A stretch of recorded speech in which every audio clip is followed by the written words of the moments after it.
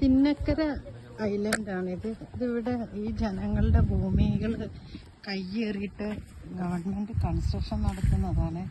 കേന്ദ്ര ഗവൺമെൻറ് ഇത് കണ്ടോ, ഇവരുടെ ഈ ജനങ്ങളുടെ ബീച്ചിനോട് ചേർന്നിട്ട് ഇത് ഫുള്ള് ഈ കാണുന്ന പൊന്തിക്കിടക്കുന്ന മണ്ണെല്ലാം ഇതേപോലെ കുഴിയെടുത്തിരിക്കുക. അത് നോക്കുക, താമസിക്കുന്ന വീടാണിത്. ഇത് കണ്ടോ, ഇവരുടെ അടുത്ത് ഒഴിഞ്ഞു പോകാനാണ് ഇവിടുത്തെ പറയുന്നത്. ഉണ്ടോ, ഇത് ഇവിടെയുള്ള ഒരാളാണ്.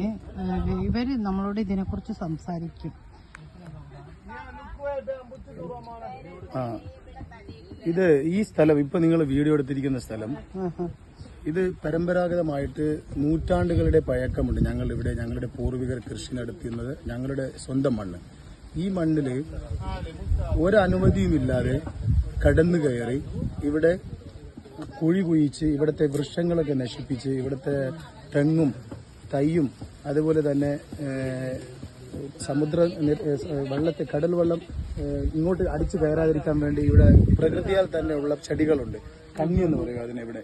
ആ വൃക്ഷങ്ങളെല്ലാം JCB ഉപയോഗിച്ച് കടപുയക്കി എടുത്തുകൊണ്ട് ഒരു ഭാഗത്തേക്ക് കൂട്ടിയിട്ട് തീ കൊടുത്ത് മൊത്തം തീയിട്ട് നശിപ്പിക്കുകയും ഞങ്ങളുടെ ഭൂമി ഞങ്ങളുടെ അനുവാദമില്ലാതെ കടന്നു കയറിയ കാരണം കൊണ്ട് ഞങ്ങൾ കോടതിയെ സമീപിച്ചു.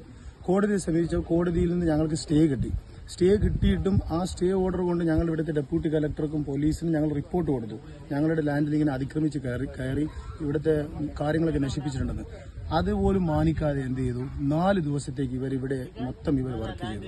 ഇത് മനസ്സിലാക്കിയ ഞങ്ങൾ അഗത്തി ദ്വീപിൽ നിന്ന് ബോട്ട് വിളിച്ച് ഞങ്ങൾ ഇങ്ങോട്ട് വന്ന് ഞങ്ങളുടെ ഭൂമി ഞങ്ങൾ തന്നെ പ്രൊട്ടക്ട് ചെയ്തുകൊണ്ടിരിക്കുകയാണ്. ഇപ്പോൾ 2 പോലീസുകാർ അവർ നിയമിച്ചിട്ടുണ്ട്. ഞങ്ങളെ പ്രൊട്ടക്ട് ചെയ്യാൻ വേണ്ടിയൊന്നുമല്ല.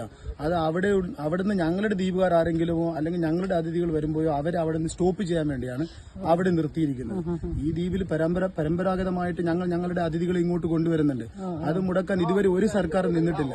ഇവരെന്തുകൊണ്ടാണ് അത് മുടക്കുന്നത് എന്ന് പറയുമ്പോൾ ഇവിടെ അനധികൃതമായിട്ട് ഈ പറയുന്ന ഗുജറാത്തിൽ നിന്നുള്ള പ്രത്യേക കമ്പനി ഇവിടെ ടൂറിസം നടത്താൻ വേണ്ടി ഗവൺമെന്റ് അവർക്ക് സപ്പോർട്ട് ചെയ്ത് കൊടുത്തതുകൊണ്ട് ഇവിടെ JCBയും ട്രാക്ടറും ഒക്കെ മെയിൻലാൻഡിൽ നിന്ന് കൊണ്ടുവന്ന് ഒരുപാട് മെറ്റീരിയൽസും ഇരുമ്പും കമ്പിയൊക്കെ കൊണ്ടുവന്ന് ഇവിടെ രാത്രിയും പകലുമായിട്ട് നിരന്തരം വർക്ക് ചെയ്യുന്നുണ്ട്. അത് കാണാതിരിക്കാൻ വേണ്ടിയാണ് പുറത്തു നിന്നുള്ള ആളുകൾ ഇങ്ങോട്ട് അനുവദിക്കാത്തത്. ഞങ്ങളെയും ഇങ്ങോട്ട് വരാതിരിക്കാൻ വേണ്ടി ഞങ്ങളെ ഭയപ്പെടുത്തുന്നത്. അങ്ങനെ ഒരു പ്രശ്നം ഉണ്ടെങ്കിൽ അവർ ഓർഡർ തരണം. ഞങ്ങൾ അതുമായിട്ട് കോടതി പോകുമ്പോൾ അവരുടെ എല്ലാം പുറത്തു വരും. അതുകൊണ്ടാണ് ഇവരിത് ചെയ്യുന്നത്.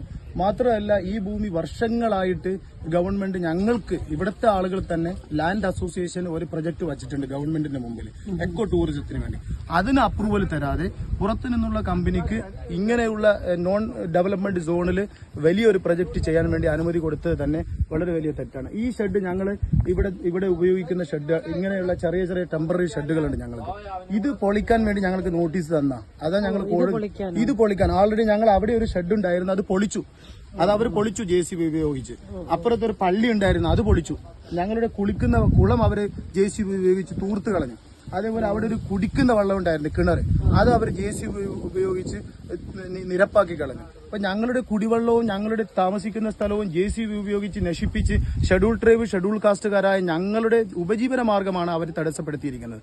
മാത്രവുമല്ല, സുപ്രീം കോടതി നിയമിച്ച രവീന്ദ്രൻ കമ്മീഷന്റെ തീരദേശ സംരക്ഷണ നിയമം ലംഘിച്ചുകൊണ്ടാണ് ഇവിടെയുള്ള എല്ലാ പ്രവർത്തനവും നടക്കുന്നത്. അതുപോലെ IMB island integrate management committee ഉണ്ട് ഇവിടെ, ഡെവലപ്മെന്റ് ചെയ്യുന്ന ഒരു കമ്മിറ്റി. ആ കമ്മിറ്റിയുടെ റിപ്പോർട്ട് ഉണ്ട്. ആ റിപ്പോർട്ട് പോലും മാനിക്കാതെയാണ് ഇവരെന്ത് ചെയ്യുന്നത്, ഇവിടുത്തെ ഡെവലപ്മെന്റ് കാര്യങ്ങളൊക്കെ ചെയ്യുന്നത്. ഇതൊരുമാതിരി അടിച്ചമർത്തിക്കൊണ്ട് ഞങ്ങളുടെ ഭൂമി പിടിച്ചെടുക്കുന്നതാണ്. ഞങ്ങളെ പ്രൊട്ടക്ട് ചെയ്യേണ്ട ഗവൺമെന്റ് ഞങ്ങളെ ഉന്മൂലനം ചെയ്യാൻ വേണ്ടിയുള്ള ശ്രമങ്ങളാണ് ഇവിടെ. കേരള ഗവൺമെന്റ് ആണോ? അല്ലല്ല, ഈ ഞങ്ങൾക്ക് സ്വന്തമായിട്ടൊരു സർക്കാർ ഇല്ല. ഞങ്ങൾ യൂണിയൻ ടെറിട്ടറിയാണ്. യൂണിയൻ ടെറിട്ടറി നേരിട്ട് കേന്ദ്രമാണ് ഭരിക്കുന്നത്. അവിടുന്ന് നിയമിച്ച അഡ്മിനിസ്ട്രേഷനാണ് പ്രഫുൽ ഗോഡ പട്ടേൽ. അദ്ദേഹം നിരന്തരമായിട്ട് ഓരോ റെഗുലേഷൻസുകൾ ഇങ്ങനെ പുതുതായിട്ട് കൊണ്ടുവരികയാണ്. നേരത്തെ അദ്ദേഹം ലാൻഡ് ടെൻഡൻസി നമ്മുടെ 2019 ന്യൂ ലാൻഡ് റെഗുലേഷൻ കൊണ്ടുവന്നു. ഞങ്ങളുടെ പഞ്ചായത്ത് പിരിച്ചുവിട്ടു. 3 വർഷത്തോളമായി ഞങ്ങൾക്ക് പഞ്ചായത്തില്ല. ആകെയുള്ള ഒരു ബോഡി എന്ന് പറയുന്നത് ഞങ്ങളുടെ പ്രതിനിധികൾ എന്ന് പറയുന്നത് പഞ്ചായത്തായിരുന്നു. ആ പഞ്ചായത്ത് വരെ പിരിച്ചുവിട്ടു. കാരണം പഞ്ചായത്ത് ഉണ്ടായിരുന്നുവെങ്കിൽ NOC കൊടുക്കില്ലായിരുന്നു ഇവിടേക്ക്.